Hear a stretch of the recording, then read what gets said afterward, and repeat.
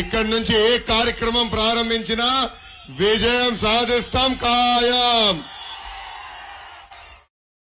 పైడి తల్లి అమ్మవారి ఆలయం ఉన్న పుణ్యభూమి ఈ విజయనగరం జిల్లా.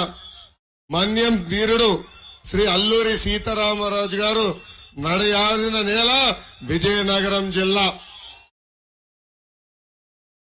ముఖ్యమంత్రి జగన్ ఒక 420.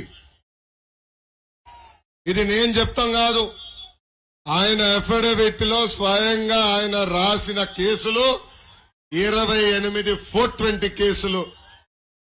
ఆయన పక్కన ఒక సలహాదారుడు 840 840. ఆ సలహాదారుడు పేరు ఏంటో తెలుసా? సజ్జల రామకృష్ణారెడ్డి. ఇచ్చేదంతా పనికిమాల సలహాలు, కానీ ఇప్పటికే జీతాల రూపంలో 150 కోట్ల రూపాయలు సంపాదించాడు ఈ వ్యక్తి. గ్రాడ్యుయేట్ ఎమ్మెల్సీ ఎన్నికలు జరిగినాయి. తాతయ్య కోపం ఎందుకు తాతయ్య? ఇప్పుడే తమ్ముడు కూర్చోండి, తాతయ్య కంపట్లేదంట. అన్నా మీరు కూర్చోవాలి తమ్ముడు, వెనకాల తాతయ్య కంపట్లా. కూర్చో కూర్చో కూర్చో కూర్చో కూర్చో అబ్బా తమ్ముడు, కూర్చోవాలా. పక్కకు రా, వెనకాల కంపట్లేదంట. తమ్ముడు వినాలమ్మా. అన్నా ప్లీజ్ కూర్చోవాలమ్మా, వెనకాల కంపట్లేదు. తాతయ్య గొడవ పెట్టేస్తున్నాడు. మీరు కూర్చోపోతే కుర్చీ నా వైపు వచ్చేటట్టు స్వామి. కూర్చోండి ముందల, కూర్చో స్వామి, పుణ్యం ఉంటుంది నీకు. కూర్చోనా అంటే ముందల వచ్చి కింద కూర్చోండి, తప్పదు. ఇంకా కుర్చీలు లేవు, తక్కువనే కదా. కూర్చో, పల్లెని ముందరకు వచ్చి కూర్చో. కూర్చో అబ్బా, ఇంకా తప్పదు కదా. తమ్ముడు ప్లీజ్. గ్రాడ్యుయేట్ ఎమ్మెల్సీ ఎన్నికల్లో 3 స్థానాలు తెలుగుదేశం పార్టీ గెలిచింది. ఆనాడు సజ్జల రామకృష్ణారెడ్డి వీళ్ళు అసలు మా ఓటర్లే కాదన్నాడు. అప్పుడు నాకు అర్థం అలా, ఈయన ఎందుకు ఇట్లా అంటున్నాడా అని. ఇప్పుడు అర్థమైంది, వీళ్ళు దొంగ ఓట్లు ఎక్కించి వచ్చే ఎన్నికలు గెలవాలని ప్రయత్నిస్తున్నారని.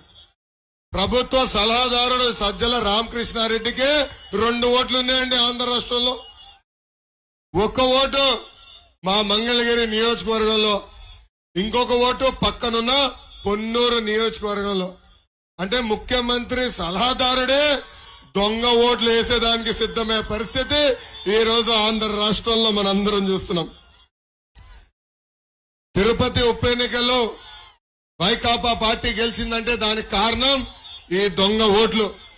ఆ రోజే చెప్పే అధికారులకి, ఎవరైతే తప్పు చేసి దొంగ ఓట్లు ఎక్కిస్తున్నారో మీరందరూ జైలుకి వెళ్తారని. ఇప్పుడు ఏమైంది? ఎలక్షన్ కమిషన్ ఒక ఐఏఎస్ ని, ఒక డిఎస్పీ గారిని, సిఐల్ని, ఎస్ఐల్ని ఏకంగా సస్పెండ్ చేసింది. రేపో మాపో ఎంక్వైరీ రిపోర్ట్ బయటకు వస్తుంది, వాళ్ళందరూ జైలుకి వెళ్లే పరిస్థితి కూడా రాబోతుంది. మళ్ళీ అధికారులు చెప్తున్నా, ఎందుకబ్బా నా రెడ్డి బుక్ లో ఎక్కాలనుకుంటారు? ఎందుకు నా ఎర్ర బుక్కులు ఎక్కాలనుకుంటారు మీరు? నేనేం చెప్పా? చట్టాన్ని ఉల్లంఘించిన వాళ్ళ పైన కఠినంగా వ్యవహరిస్తాం. నేను ఎవరిని వదిలిపెట్టను, వడ్డీతో సహా చెల్లిస్తానన్నా కదా. చట్టాన్ని ఉల్లంఘించద్దండి, నీతి నిజాయితీగా బతకండి అని ఈ సభాముఖంగా కోరుతున్నా. మొన్ననని 4 కుర్రోలు కలిశారు. తమ్ముడు ఒక్క నిమిషం తమ్ముడు, మీలాంటి వాళ్ళే 4 కుర్రోలు నన్ను కలిశారు. వాళ్ళు అడిగారు, అన్నా మిమ్మల్ని 80% గెలిపించుకుంటాం కానీ జగన్కి మీకు తేడా ఏంటని వాళ్ళు నన్ను అడిగారు. అప్పుడు వాళ్ళు చెప్పా, నేను అంబేద్కర్ గారు రాసిన రాజ్యాంగం నమ్ముకున్న వ్యక్తిని, జగన్ రాజారెడ్డి రాజ్యాంగం నమ్ముకున్న వ్యక్తి. నేను ప్రజల్లో తిరిగిన వ్యక్తిని, జగన్ పరదాలు కట్టుకుని తిరిగే వ్యక్తి. నాది స్టాన్ఫర్డ్ ఎంబీఏ అయితే Jagan 10th class paper leak లో పోలీస్ స్టేషన్ కి వెళ్లిన వ్యక్తి. నాకు క్లాస్మేట్స్ ఉంటే జగన్ కి జైల్ మేట్స్ ఉంటారని ఆ కుర్రోళ్ళకి చెప్పిన.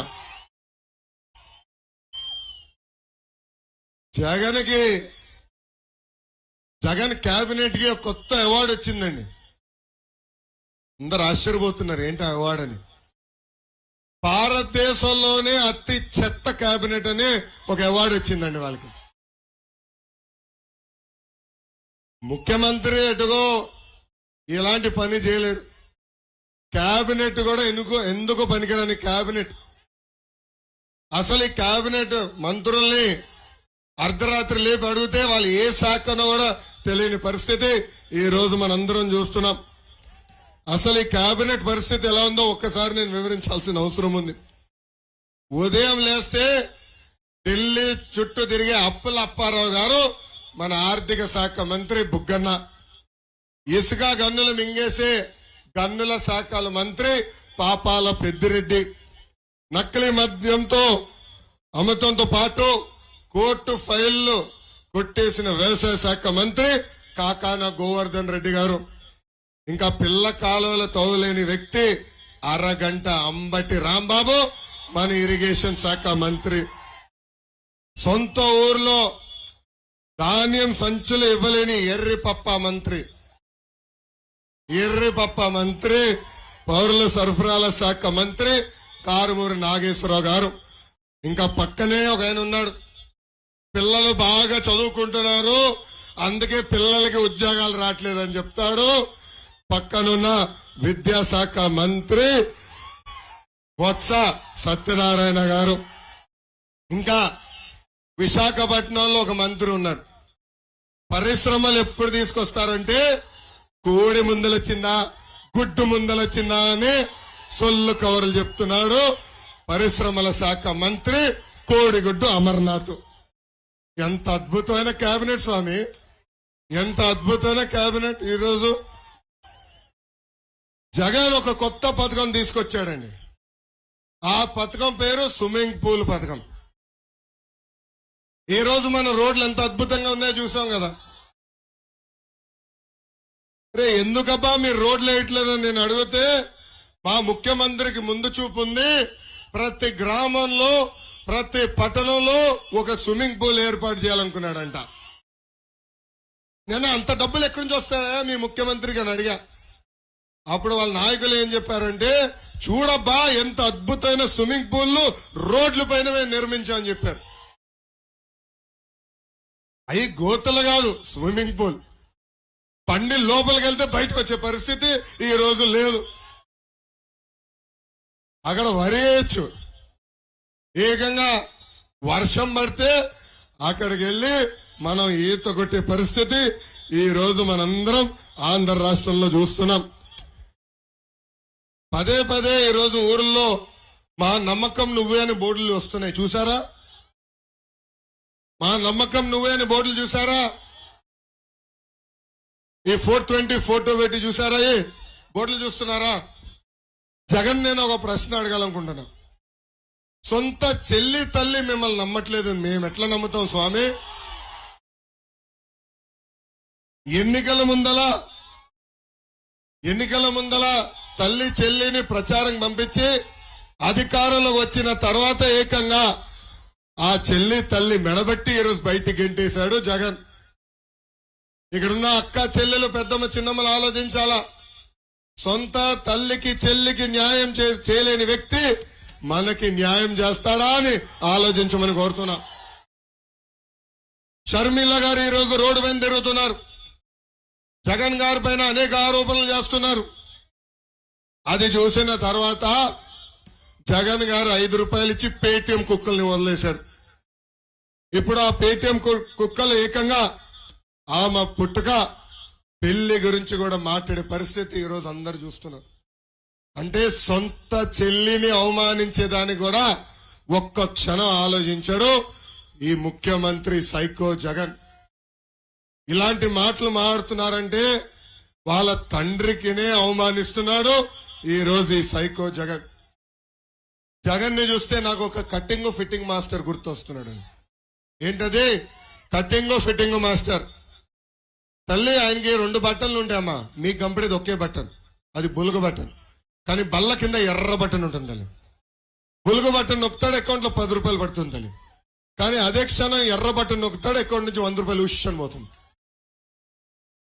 ఎలా పోతుందో చెప్పాలి కదా. కరెంటు ఛార్జీలు 9 సార్లు పెంచి బాధుడే బాధుడు, పెట్రోల్ డీజిల్ గ్యాస్ ధర పెంచి బాధుడే బాధుడు, ఇంటి పన్ను చెత్త పన్ను పెంచి బాధుడే బాధుడు, రేపో మాపో ఇంట్లో కుక్క ఉంటే కూడా కుక్క పైన పన్నేస్తాడు ఈ జగన్. ఇంకా president medal, Andhra gold, boom boom పైన కూడా బాధుడే బాధుడు. ఆర్టీసీ ఛార్జీలు 3 సార్లు కూడా పెంచి బాధుడే బాధుడు. ఇంకా కట్టింగ్ మాస్టర్ అన్నా కదా, అన్న క్యాంటీన్ కట్, పెళ్లి కానుక కట్, పండగ కానుక కట్, విదేశీ విద్యా cut, school fee reimbursement cut, 6 లక్షల వృద్ధులకు రావాల్సిన పెన్షన్ కట్, రైతులకు రావాల్సిన ఇన్పుట్ సబ్సిడీ కట్. ఇలా భారతదేశ చరిత్రలోనే 100 సంక్షేమ కార్యక్రమాలు కట్ చేసిన ఏకైక ముఖ్యమంత్రి మన ముఖ్యమంత్రి జగన్. అందుకే ప్రజలు పడుతున్న కష్టాలు చూశాం. పవన్ అన్న చంద్రబాబు గారు కలిసి బాబు